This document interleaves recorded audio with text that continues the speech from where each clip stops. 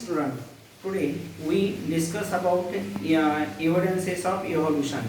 आजच्या तासामध्ये आपण या उत्क्रांतीचे पुरावे याची माहिती घेणार आहोत. याच्या अगोदरच्या तासामध्ये आपण उत्क्रांतीचे पुरावे 3 आपण समजून घेतलेले आहेत.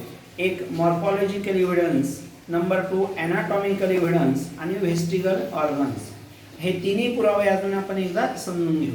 हे 6 पुरावे आपल्याला पाठ करणं आवश्यक आहे. एग्जाम मध्ये जर विचारलं complete the chart of evidences of evolution, so we have to write any 4 points, any 4 evidence you have to write. या 6 पैकी कोणतेही 4 आपल्याला लिहिणं आवश्यक आहे. सो फर्स्ट मॉर्फॉलॉजिकल एव्हिडन्सेस, बाह्यरूपीय सजीवांची पुरावे. यामध्ये ॲनिमल आणि प्लांटचं सांगितलेले आपण.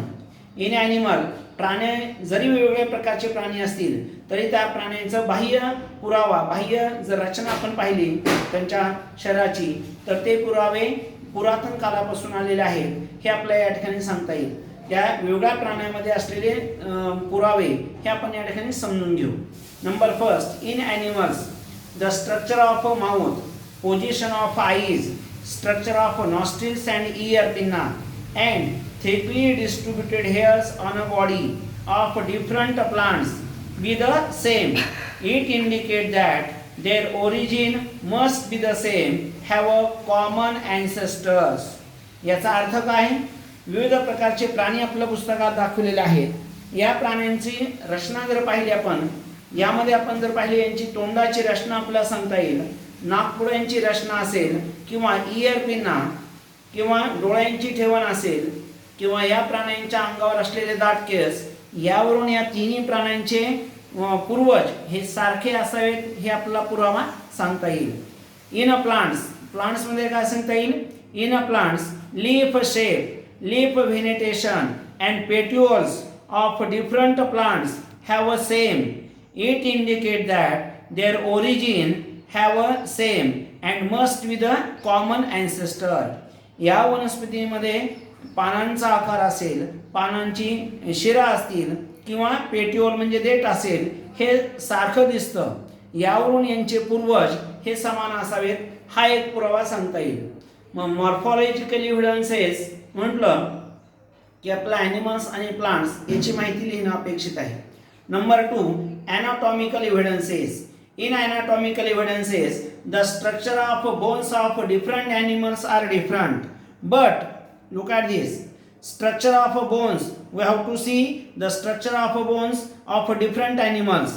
But the structure of bones is the same.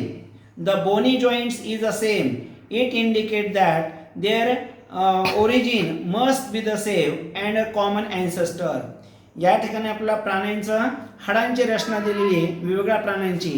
या प्रत्येक प्राण्यांचा उपयोग हा वेगवेगळा आहे, परंतु हाडांची मांडणी, हाडांची जोडणी जर आपण पाहिली तर ही सारखी वाटते.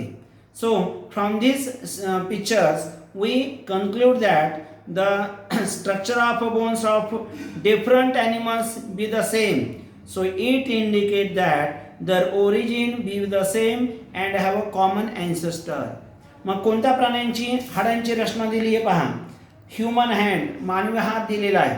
नंबर 2 कॅट्स फॉरलॅग, पॅटेगियम ऑफ बॅट आणि फ्लिपर ऑफ व्हेल, मासा असेल किंवा वटवाघूळ असेल, यांची रचना आपल्या हाडांची दिलेली आहे. यावरून आपला हाडांची ठेवण ही सारखी वाटते, याचा अर्थ यांचे पूर्वज सारखे असावेत हे सांगता येईल.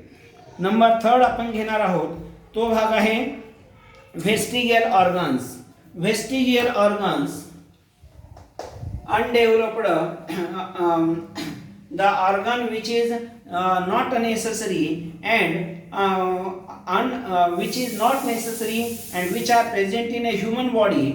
Unnecessary undeveloped organ which are present in a human body, they are said to be vestigial organs. Vestigial organs, those organs which are not necessary nowadays but present in a human body, they are said to be vestigial organs. मग असे अवशेषांग म्हणजे असे भाग, असे अवयव, जे अवयव आपल्या शरीरामध्ये आहेत आणि त्यांचा उपयोग आपल्याला होत नाही. Useless organs which are present in a human body, they are said to be vestigial organs. Some example, wisdom teeth which is present in our mouth. Wisdom teeth म्हणजे अक्कलदाढ जे आपल्याला त्याचा उपयोग होत नाही. Number 2 tail bone which is a useless.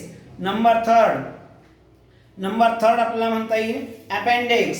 Appendix which is a useless organ in a human body but it is useful in a ruminants animal.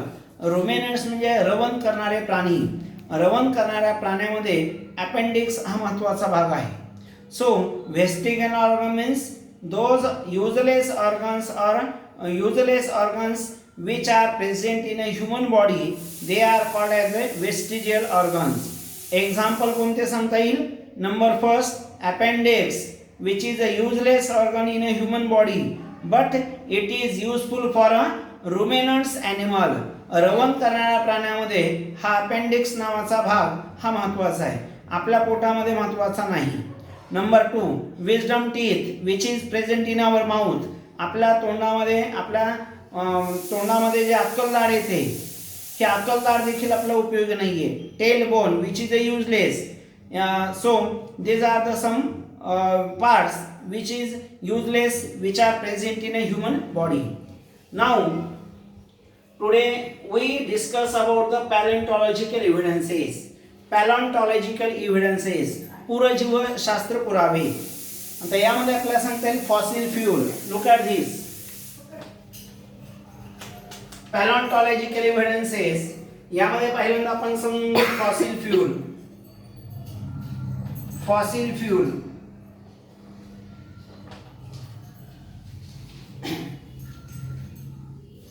animals and plants get buried into the soil. When the animals and plants after the death of animals and plants get buried into the soil and due to the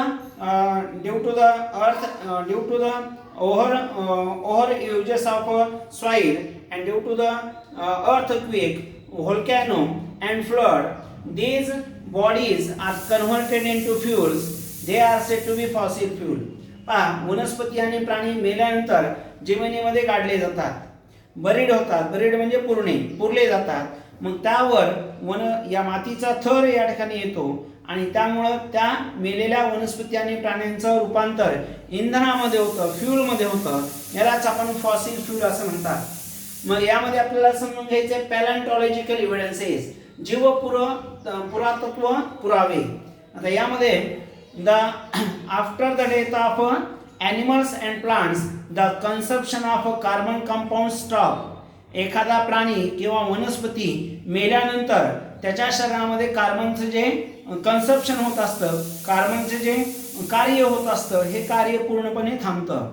मग यामध्ये after the death of animals and plants the decaying process are continuous due to the carbon 14.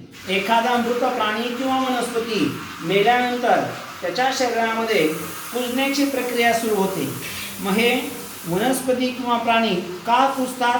कारण त्यांच्या शरीरामध्ये C14 carbon 14 हा घटक आहे आणि carbon 14 हा कुजण्याची प्रक्रिया या मेलेल्या प्राणी आणि वनस्पतीमध्ये करतो.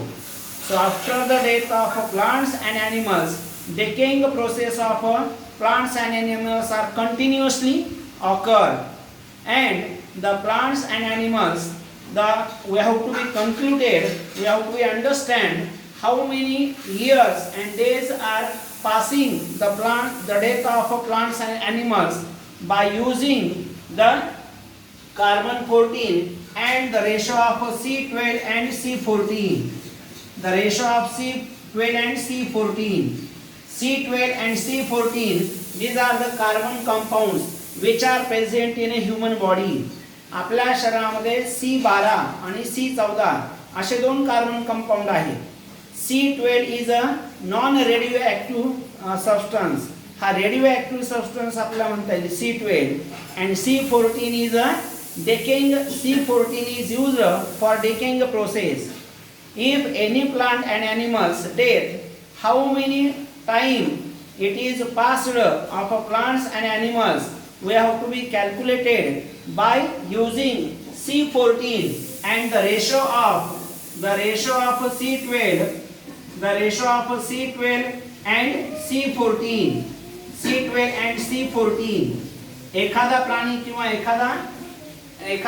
किंवा वनस्पती किती काळ या जमिनीमध्ये गाडला गेलेला आहे, केव्हा तो मेलेला आहे, मृत पावलेला आहे, हे समजण्यासाठी या ठिकाणी त्या वनस्पतीमध्ये असलेला C14 हा एक घटक आणि C12 आणि C14 कार्बन 12 आणि कार्बन 14 यांचा जर रेशो आपण काढला, रेशो म्हणजे गुणोत्तर जर आपण काढलं, तर ती वनस्पती किती वर्षापूर्वी गाडली गेलेली आहे हे या ठिकाणी समजतं. यालाच आपण कार्बन डेटिंग मेथड असं म्हणता येईल. This carbon dating method is useful for finding the age of plants and animals, and it is also used for discovery of paleontological evidences. पुरातत्व विभागामार्फत अशा प्रकारचं कार्बन 12 आणि कार्बन 14 याचा रेशो काढून एखादा प्राणी किती वर्षापूर्वी मेलेला आहे हे या ठिकाणी आपल्याला समजू शकतं. जर परीक्षेला विचारलं कार्बन डेटिंग मेथड लक्षात घ्या, तर आपल्याला काय सांगता येईल, carbon dating method is useful to find the death of animals and plants, how many years the plants animals got buried into the soil. By using the ratio of C12 and C14, we can calculate the age of animals and plants got buried into the soil. So, the ratio of C12 and C14 is useful to diagnosis the death of the animals and plants. It is about a carbon dating method. He is a carbon dating method. So these are the four first evidences we have to study in this period.